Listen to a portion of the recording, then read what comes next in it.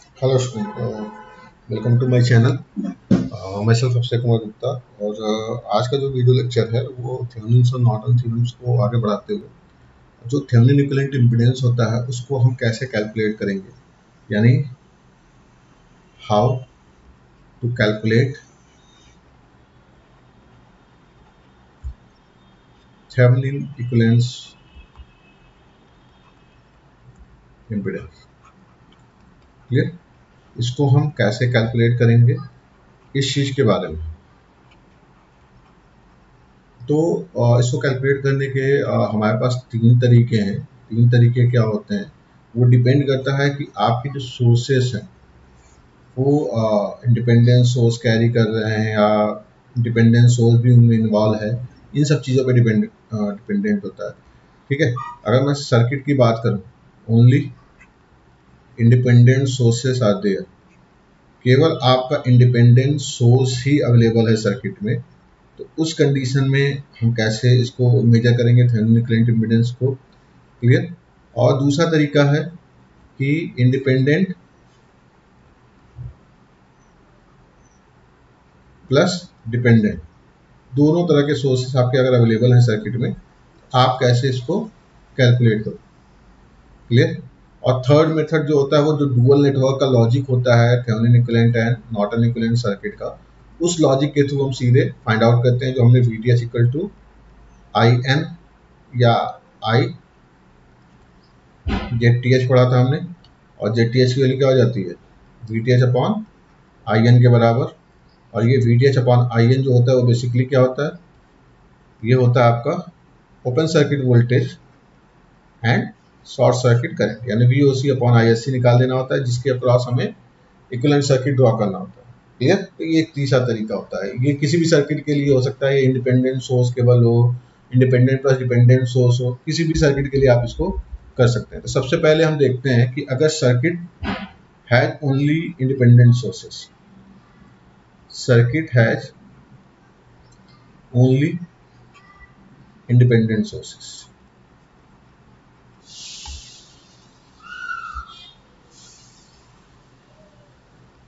तो इसमें हम क्या करते हैं, सिंपली जो हमारा रूल होता है, हम क्या करते हैं कि जो भी आपके इंडिपेंडेंट सोर्स होते हैं उनको आप टर्न ऑफ कर देते हैं। इंडिपेंडेंट सोर्स टर्न ऑफ करने का मतलब ये होता है कि आप उन सोर्सेस को उनके इंटरनल इंपीडेंस से रिप्लेस कर दो।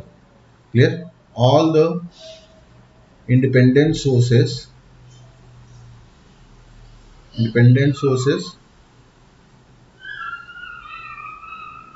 Are replaced with their internal impedance। Clear? Internal impedance से रिप्लेस करने का मतलब ये होता है कि अगर आपका आइडियल वोल्टेज सोर्स है तो वो शॉर्ट सर्किट हो जाए। आइडियल वोल्टेज सोर्स क्या हो जाएगा, शॉर्ट सर्किट हो जाएगा, क्योंकि इसका इंटरनल इंपीडेंस क्या होता है, जीरो। आइडियल वोल्टेज सोर्स क्या हो जाएगा आपका, short circuit.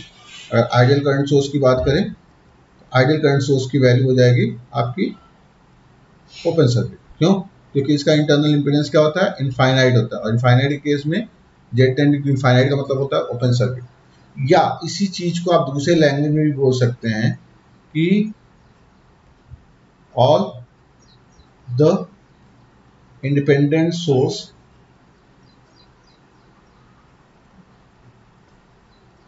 Sources set to zero value, यानी आप उन सभी सोर्सेस को जीरो पे ला दो, यानी जो भी उनकी एनर्जी है, अगर वोल्टेज सोर्स है तो वोल्टेज को जीरो कर दो। क्लियर? अगर आपका वोल्टेज सोर्स है तो वोल्टेज को जीरो करने का मतलब क्या हो गया, आपने वोल्टेज जीरो किया मतलब क्या हो गया, शॉर्ट सर्किट ही कर दिया। लॉजिक देखो, दोनों चीजें सेम है, बस कहने का तरीका आपका चेंज हो गया। अगर करंट सोर्स है तो ऑब्वियस सी बात है कि करंट सोर्स को आप जीरो कर रहे हो, यानी आई जीरो कर रहे हो, आई जीरो होने का मतलब क्या हो गया, ओपन सर्किट हो गया। क्लियर? तो इस लॉजिक के थ्रू हम कैलकुलेशन करते हैं। यानी अगर आपको इक्विवेलेंट इंपीडेंस निकालना है तो आप इसको कैलकुलेट कर सकते हैं इस तरीके से। ठीक है, हम यहाँ पे एक न्यूमेरिकल के उससे इसको कैलकुलेट करने की कोशिश करने जा रहे हैं। एक सिंपल सा एग्जांपल ले रहा हूँ मैं। ये एक आपका सर्किट है। क्लियर? एक करंट सोर्स है, पैरेलल में एक RL सर्किट। ठीक है, और ये एक वोल्टेज सोर्स दिया हुआ है, और हमें क्या करना है, इसका Thevenin equivalent impedance find out करना है ए बी के अक्रॉस, यानी Z A B equal to क्या हो जाएगा, जेड टी एच के बराबर। ये चीज़ हमें कैलकुलेट करनी है। यहाँ पे हम देख रहे हैं कि सारे सोर्सेस हमारे क्या हैं, आइडियल सोर्सेस हैं, यानी 2 angle 0 ampere, 5 angle 0 volt, clear, 1 ohm, 1 ohm and J ohm, clear. ये सारी वैल्यू आपको गिवन है। तो आप क्या करोगे, इस सर्किट को रीड्रॉ करोगे, आपको इक्विवेलेंट इम्पीडेंस निकालना है, यानी आइडियल करंट सोर्स को आप क्या करोगे, ओपन सर्किट। आप सिंपल सीधे सीधे लॉजिक सीख लो, सीधे हमें क्या करना है, करंट सोर्स है तो ओपन सर्किट, आइडियल अगर वोल्टेज सोर्स है तो हमें शॉर्ट सर्किट कर देना, और वोल्टेज सोर्स को हम क्या कर देंगे, शॉर्ट सर्किट कर देंगे। ये हमारा टर्मिनल ए एंड बी, और ए बी के अक्रॉस हम जेड ए बी की वैल्यू कैलकुलेट कर लेंगे, यानी जेड टी एच कैलकुलेट कर लेंगे। तो ये क्या आ जाएगा, 1 जे ओम 1 ओम। तो क्या दिख रहा है आपको, ये दोनों, ये जो आरएल सीरीज सर्किट है इसके पैरेलल है, यानी मैं ये कह सकता हूँ कि जेड ए बी मैं जो देख रहा हूँ, जो विजुलाइज कर रहा हूँ, यानी जेड टी एच की वैल्यू वो ये है कि 1 और जे एक दूसरे के सीरीज में है और पैरेलल टू 1 ओम है, क्लियर। तो ये क्या आ जाएगा, 1 plus J into 1 upon 2 plus 1 plus J plus 1 के बराबर, यानी क्या हो जाएगा ये 1 plus J upon 2 plus J के बराबर। यही आपका आंसर हो जाना। तो इस तरह से आप क्या करोगे, जेड टी एच की वैल्यू को कैलकुलेट कर दो, क्लियर। एक तरीका तो ये है, मैंने क्या बोला था कि आप जो थेवेनिन इक्विवेलेंट सर्किट और नॉर्टन इक्विवेलेंट सर्किट वाला जो लॉजिक है वो आप दोनों केस में यूज कर सकते हैं, ठीक है। तो यहाँ पे अगर आप यूज करना चाहो तो कर सकते हो। यहाँ पे सिंपली क्या करना है, आपको सबसे पहले VOC कैलकुलेट करना है, फिर उसके बाद आपको क्या करना है, ISC कैलकुलेट करना है और वैल्यूज को बता देना है, ठीक है। तो यहाँ पे हम कैलकुलेट करें जरा, ठीक है।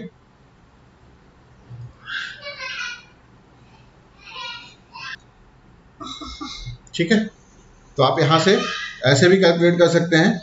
ये आपका हो जाएगा 5 एंगल 0, ठीक है, 1 ओम 1 एंड जे, क्लियर। यहां से आप क्या करेंगे, इसको ओपन सर्किट कर दिया, यानी ए और बी क्या है, ओपन सर्किट है। तो यहाँ पे आप कैलकुलेट कर लोगे VOC की वैल्यू, जो कि बेसिकली एक VTH के बराबर ही होता है। यहाँ से आप VOC की वैल्यू कैलकुलेट कर लोगे। VOC कैलकुलेट करने के लिए सिंपली क्या करना है आपको, ठीक है, आपको ए और बी के अक्रॉस वोल्टेज निकालना है। तो ए और बी के अक्रॉस वोल्टेज आप KCL अप्लाई करके कर सकते हो, KVL अप्लाई करके कर सकते हो, सारे तरीके हैं आपके पास अवेलेबल हैं। तो मैं यहाँ पे KCL ही अप्लाई कर रहा हूँ। इसको 0 वोल्ट ले लिया। 0 वोल्ट लेने का मतलब क्या है, इस नोड का जो पोटेंशियल है अगर मैं ए मानूं तो VA आ जाएगा, और VA की वैल्यू क्या हो जाएगी, VTH के बराबर होगा। क्यों, क्योंकि VB की वैल्यू को आपने 0 कर दिया, ठीक है। VB की वैल्यू को आपने ग्राउंड टर्मिनल पे ले लिया है, तो इस नोड का वोल्टेज जो कि A टर्मिनल है, ऑब्वियस सी बात है कि VAB क्या है, VAB इक्वल टू VTH के बराबर है। यानी VAB का मतलब क्या हो गया, VA माइनस VB, और VA माइनस VB का मतलब क्या हो गया, VA माइनस 0, क्योंकि VB की वैल्यू आपने 0 कर रखी है। तो यहाँ पे आप KCL अप्लाई कर दो, सीधे सीधे VA की वैल्यू कैलकुलेट कर लो। तो यहाँ पे KCL अप्लाई करो। जब हम KCL अप्लाई करेंगे एट नोड ए, क्लियर, ठीक है। तो ये क्या आ जाएगा, 2 एंगल 0 डिग्री, ये करंट इक्वल टू ये करंट प्लस ये करंट। इन दोनों करंट में करंट डिवाइड हो जाएगा, क्योंकि ओपन सर्किट है, यहाँ पे कोई करंट नहीं फ्लो होना। तो क्या आ जाएगा, ये 2 angle 0 equal to VA minus 0 upon 1 plus J plus VA initial voltage minus final voltage क्या है, 5 एंगल 0 अपॉन बीच का इम्पीडेंस 1, क्लियर। और यहाँ से आप VA की वैल्यू कैलकुलेट कर लेंगे, ठीक है। कैलकुलेट करो, देखो क्या आ रहा है, 2 एंगल 0 इक्वल टू VA मैंने कॉमन ले लिया, तो ये क्या आ जाएगा, 1 अपॉन 1 प्लस जे प्लस 1, ठीक है, माइनस 5 एंगल 0, ठीक है। मैंने इसको इधर ले लिया तो क्या आ जाएगा, ये आ जाएगा आपका VA into 2 plus J upon 1 plus J equal to 7 angle 0। तो यहाँ से आप VA की वैल्यू कैलकुलेट कर लेंगे। VA की वैल्यू मिल जाएगी आपको 7 angle 0 into 1 plus J upon 2 plus J के बराबर, क्लियर। ये आपको VA मिल गया, यानी VTH की वैल्यू मिल गई, VOC मिल गई, ठीक है। अब आप क्या करोगे, अब आप शॉर्ट सर्किट करंट की वैल्यू फाइंड आउट करोगे, यानी इसी सर्किट को आप क्या करोगे, ए और बी को शॉर्ट कर दोगे। ये करंट 2, क्लियर,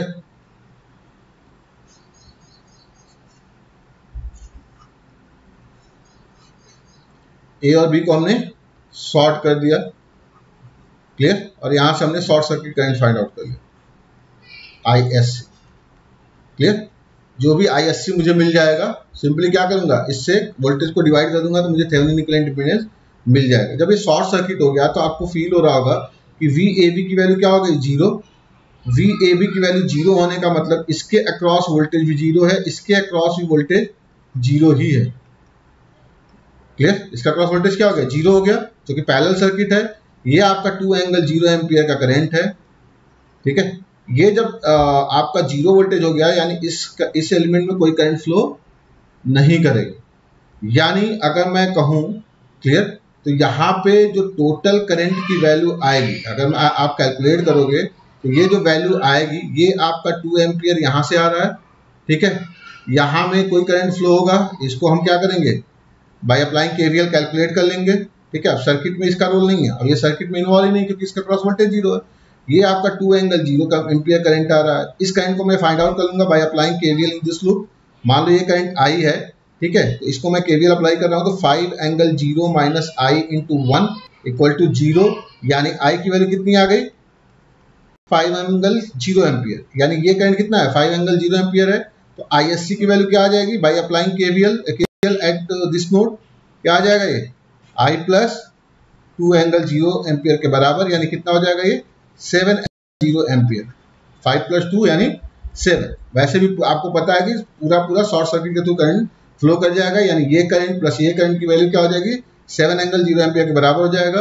और ZTH की वैल्यू क्या आ जाएगी, यहाँ से ZTH आ जाएगा आपका VTH अपॉन ISC के बराबर, क्लियर। और VTH की वैल्यू आपने कितनी कैलकुलेट करी है, 7 0 into 1 plus J upon 2 plus J upon ISC की value 7 angle 0, 7 angle 0, 7 angle 0 cancel out, आ गया 1 plus J upon 2 plus J। Same value आपको मिलेगी, कुछ अलग वैल्यू नहीं मिलेगी, ठीक है। तो एक दूसरा तरीका ये भी होता है सॉल्व करने का, लेकिन अगर इंडिपेंडेंट सोर्स हो तो आप इस तरीके को फॉलो नहीं करेंगे। आप किसको फॉलो करेंगे, आप हमेशा ध्यान रखिएगा, आप फॉलो करेंगे सिंपली सोर्सेस को उनके इंटरनल इंपेडेंस से रिप्लेस करने का तरीका, क्लियर।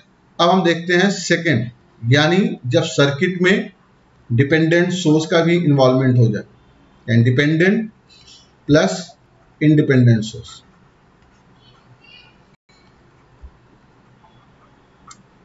तो इसके लिए क्या करते हैं हम, सिंपली AB टर्मिनल के अक्रॉस एक 1 वोल्ट का सोर्स लगाते हैं। आप चाहो तो जैसे मान लो ये आपका कोई सर्किट है, ये आपका नेटवर्क है, क्लियर, ये A और B नोड है, आपको AB के अक्रॉस इक्विवेलेंट इंपीडेंस निकालना है। तो आप ऐसा भी तो कह सकते हो कि इसके अक्रॉस मैंने एक वोल्टेज सोर्स लगा दिया, मान लो V0, और इसकी वजह से करंट फ्लो हो रहा है I, क्लियर। तो ZAB की वैल्यू क्या हो जाएगी, ऑब्वियस सी बात है, V0 अपॉन I के बराबर हो जाएगा, क्लियर। एक तरीका ये है फाइंड आउट करने का। तो मैं ये V0 न लेके 1 वोल्ट लूंगा, क्यों, 1 वोल्ट लेने से ये हो जाता है कि ये 1 आपके लिए एक अननोन वैल्यू हो गया, क्लियर। तो ZAB की वैल्यू अगर आप कैलकुलेट करोगे तो 1 अपॉन I आएगा, सिंपली 1 अपॉन I आने का मतलब केवल आपको एक साइकोलॉजिकल हो जाता है कि आपको केवल एक अननोन कैलकुलेट करना है I, आपको रेशियो नहीं, आपको एक अननोन कैलकुलेट करना है I। अगर I की वैल्यू निकाल लिया तो 1 अपॉन I के बराबर आपका ZAB हो जाएगा, यानी ZTH की वैल्यू आपको मिल जाएगी। तो इसके लिए क्या करते हैं हम, ठीक है, connect a voltage source having magnitude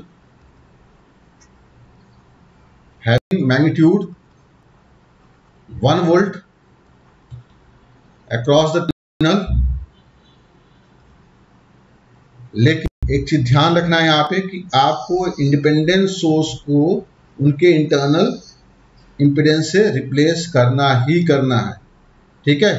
आप 1 वोल्ट का सोर्स अटैच करिए, कोई बात नहीं है, लेकिन by replacing all the independent, not dependent, all the independent sources, ये चीज ध्यान रखें, ऑल द इंडिपेंडेंट सोर्सेस, सभी इंडिपेंडेंट सोर्सेस को उनके इंटरनल इंपीडेंस से रिप्लेस करके, by replacing all the independent sources with their internal impedance.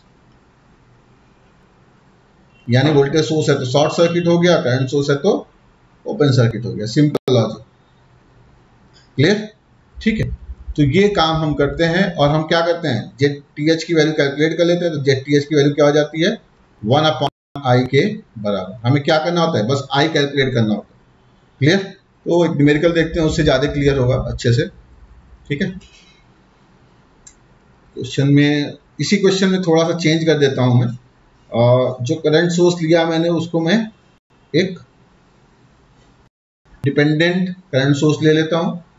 Clear? और ये मान लेता हूं कि ये डिपेंड कर रहा है इसमें फ्लो होने वाले करंट पे। ये आपका I0 हो गया, ये वैल्यू आपकी 2I0 के बराबर हो गई। क्लियर? ये आपका रेजिस्टेंस, बाकी सारी वैल्यू सेम है, बाकी वैल्यू के साथ मैं छेड़छाड़ नहीं कर रहा हूँ। क्लियर? केवल करंट सोर्स को हमने चेंज किया है। ये 1 ओम, ये आपका J ओम, ये आपका 1 ohm and this is the 5 angle. Clear? तो अब इस सर्किट में आपको क्या फाइंड आउट करना है, Thevenin equivalent impedance find out करना है। तो मैंने क्या बताया, आप इस सर्किट को कैसे चेंज करोगे, इंडिपेंडेंट सोर्स को उनके इंटरनल इंपेडेंस से रिप्लेस तो करना ही पड़ेगा आपने। ये आपका 2I0 होगा, रजिस्टर, इंडक्टर, क्लियर, ये करंट। क्लियर? ये आपका शॉर्ट सर्किट हो गया वोल्टेज सोर्स। ठीक है, और यहाँ ए बी के क्रॉस आपने क्या कर दिया, एक 1 वोल्ट का अटैच कर दिया और इसकी वजह से ये मान लिया कि करंट आई फ्लो कर रहा है। यानी आपको आई की वैल्यू फाइंड आउट करनी है। आई की वैल्यू आपने फाइंड आउट कर लिया तो आपको सब कुछ। तो इसको अप्लाई करने के लिए देखो यहाँ पे आपको 1 वोल्ट पता है, इसको मैंने केसीएल से ही अप्लाई करना है। ये आपका क्या हो जाएगा, इस अगर ये नोड ए मान लो आपने है तो इस नोड का वोल्टेज VA की वैल्यू क्या हो जाएगी, 1 वोल्ट के बराबर हो जाएगी। ऑब्वियस सी बात है कि ये 1 वोल्ट है, ये ग्राउंड हो गया तो ये क्या हो जाएगा, 1 वोल्ट के बराबर होगा। ठीक है, ये चीज आपको ध्यान रखना है। ठीक है, तो यहाँ पे VA की जो वैल्यू होगी, क्लियर, VA की वैल्यू ऑब्वियस सी बात है 1 वोल्ट के बराबर हो जाएगा। क्लियर? ये नोड ए हो गया मेरा। ठीक है, तो इस नोड पे आप केसीएल अप्लाई कर दो। ठीक है, तो ये आपका I0 हो गया, इसको मैंने मान लिया I1। केसीएल में जब अप्लाई करूंगा तो क्या हो जाएगा, यहां से करंट 2I0 आ रहा है। देखो ये सारे नोड सेम है, ये अलग नोड नहीं है। तो यहां से करंट क्या आएगा, 2I0 आएगा, ये करंट I है। तो इनलेट करंट क्या हो गया, 2I0 प्लस I के बराबर। आउटलेट करंट क्या हो गया, I0 प्लस I1 के बराबर। क्लियर? ठीक है, वैल्यू पुट करें। ठीक है, यहाँ पे वैल्यू पुट करो। अगर मैं वैल्यू पुट करूं यहाँ पे तो I की वैल्यू क्या आ जाएगी, यहाँ से I आ जाएगा आपका -I0 प्लस I1 के बराबर। ठीक है, I1 की वैल्यू अगर मैं कैलकुलेट करूं, -I0 प्लस I1 की वैल्यू क्या हो जाएगी, VA यानी 1 volt minus initial volt minus final volt 0 volt upon बीच का इंपीडेंस कितना है, 1 ओम। ये आ जाएगा -I0 प्लस 1। क्लियर? I की वैल्यू क्या होती है, initial voltage minus final voltage upon बीच का इंपीडेंस, VA माइनस 0 अपॉन 1, तो -I0 प्लस 1 के बराबर आ जाएगा। अब समस्या आती है कि I0 कहां से कैलकुलेट करें। तो ये भी सिंपल है। देखो ये आपको पता है कि इस नोड का वोल्टेज 1 वोल्ट है, ये करंट इसमें फ्लो हो रहा है, यहाँ वोल्टेज 0 वोल्ट है। तो I0 की वैल्यू क्या हो जाएगी, यहाँ से I0 की वैल्यू हो जाएगी 1 माइनस 0 अपॉन 1 प्लस J ओम के बराबर। ये आपका 1 ओम है, ये आपका J ओम। तो initial voltage 1 volt minus 0 upon 1 plus J क्या हो जाएगा, I0 के बराबर हो जाएगा। यानी I0 की वैल्यू 1 अपॉन 1 प्लस J के बराबर आ जाएगी। वैल्यू पुट कर दो यहाँ पे तो क्या आ जाएगा, -1 अपॉन 1 प्लस J प्लस 1। ये आ जाएगा आपका -1 प्लस 1 अपॉन 1 प्लस J। -1 से 1 कैंसिल आउट और यहाँ से आपको I की वैल्यू मिल गई। तो ऑब्वियस सी बात है ZTH की वैल्यू क्या हो जाएगी, ZTH हो जाएगा आपका 1 अपॉन I के बराबर। ये आ जाएगा आपका 1 upon 1 plus J upon J के बराबर। क्लियर? इस तरह से आप कैलकुलेट कर सकते हैं इसको। आप इसमें अप्लाई कर सकते हैं VOC अपॉन ISC वाला जो कॉन्सेप्ट था। क्लियर? यानी अप्रोच 2 की बात करूं मैं, सेम क्वेश्चन में आप करेंगे। इंडिपेंडेंट सोर्स आप मत, लेकिन अगर डिपेंडेंट सोर्स है तो आप अप्रोच 2 भी कर सकते हैं। क्लियर? अप्रोच 2 में मैंने क्या कहा था कि सबसे पहले आप VOC निकालेंगे, फिर उसके बाद आप क्या करेंगे, आप ISC की वैल्यू कैलकुलेट करेंगे। सेम लॉजिक यहाँ भी है, करके देखते हैं कैसे आता है ये। सबसे पहले हम इसको ओपन सर्किट कर दिया हमने, A और B को। क्लियर? यानी VA वैल्यू क्या होगी, के बराबर हो गई, यानी यही VTH होता है। क्लियर, ये आपका 2I0 और ये करंट नॉट के बराबर, ठीक है। ये वोल्टेज आपका 5 एंगल 0 वोल्ट और ये आपका 1 एंड J। तो आपने क्या करना है, आपको VOC की वैल्यू चाहिए। फिर से आप चाहो तो KCL से ही सीधे सीधे कर लो। जब आपने इसको ग्राउंड नोड पे कर दिया तो ऑब्वियस सी बात है इस A नोड का जो वोल्टेज है यानी VA की वैल्यू है बराबर हो जाएगा। तो सिंपली आप KCL अप्लाई करोगे यहाँ पे एट नोड A आपने KCL अप्लाई किया तो क्या होगा, यहाँ पे 2I0, देखो यहाँ पे 2I0 आ रहा है, ये करंट I0 हो गया। तो ऑब्वियस सी बात है कि यहाँ भी जो करंट फ्लो कर जाएगा वो I0 के बराबर ही फ्लो कर जाएगा। क्लियर, ये पूरा का पूरा करंट क्या होगा, I0 के बराबर ही फ्लो कर जाएगा, ठीक है।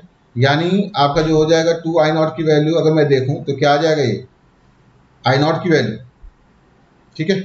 सॉरी, आप ऐसे भी कर सकते हो, ऐसे भी कर सकते हो, दोनों तरीके हैं आपका। तो यहाँ पे मैंने KVL जब अप्लाई किया तो ये देखा कि I0 दोनों में इक्वल डिवाइड हो जा रहे हैं क्योंकि I0 के बराबर ही है। क्लियर, यहाँ पे पूरा पूरा करंट I0 डिवाइड हो जा रहा है। तो I0 की वैल्यू अगर मैं कैलकुलेट करूँ by applying KCL, initial voltage minus final voltage upon बीच का इम्पीडेंस, तो ये initial voltage VA minus final voltage 0 है आपका अपॉन 1 प्लस J। क्लियर, और यही किसके बराबर है, initial voltage VA minus final voltage कितना है, ये 5 वोल्ट 5 एंगल 0 अपॉन बीच का इम्पीडेंस कितना है 1।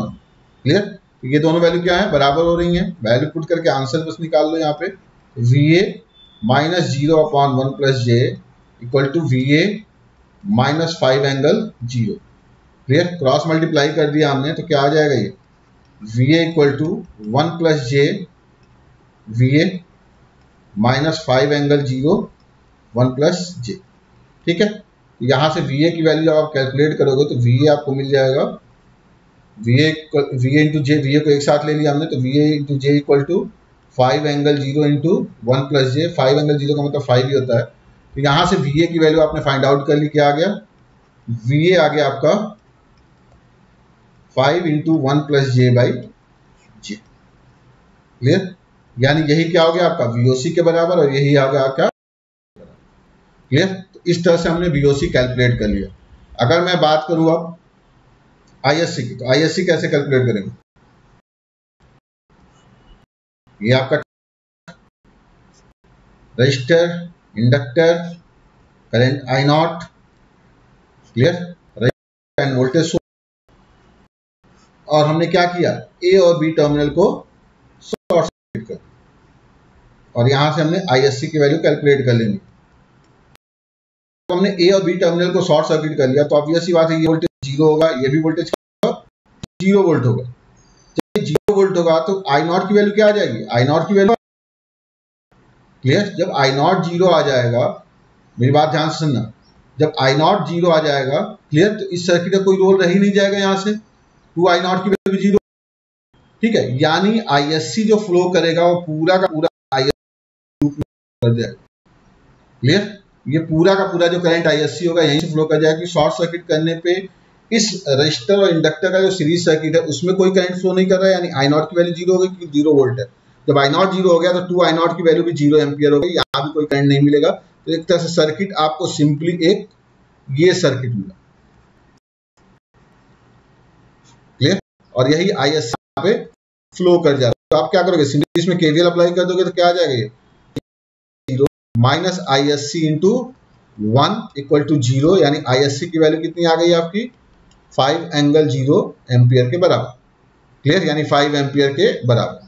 तो जब ISC आपको मिल गया, आपको क्या करना है, सिंपली ISC जब मिल गया तो VTH की वैल्यू, ZTH की वैल्यू क्या आ जाएगी, VOC अपॉन ISC के बराबर।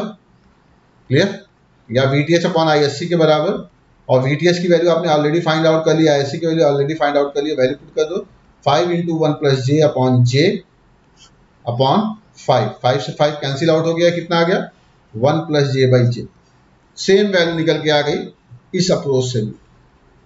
क्लियर, ठीक है, तो ये आपका ZTH मिल गया। तो आपने क्या देखा कि डिपेंडेंट सोर्स अगर इन्वॉल्व हो रहा है तो हमारे पास दो मेथड है। एक मेथड है 1 वोल्ट का सोर्स लेके करंट की वैल्यू निकाल के 1/I करना, लेकिन उसको करते समय ध्यान ये देना है कि आपको इंडिपेंडेंट सोर्सेस को उनके इंटरनल इम्पीडेंस से रिप्लेस करना है। और दूसरा तरीका है VOC अपॉन ISC का कॉन्सेप्ट। तो मेरे ख्याल से आपको दोनों कॉन्सेप्ट क्लियर हुए होंगे। ठीक है, थैंक यू वेरी मच।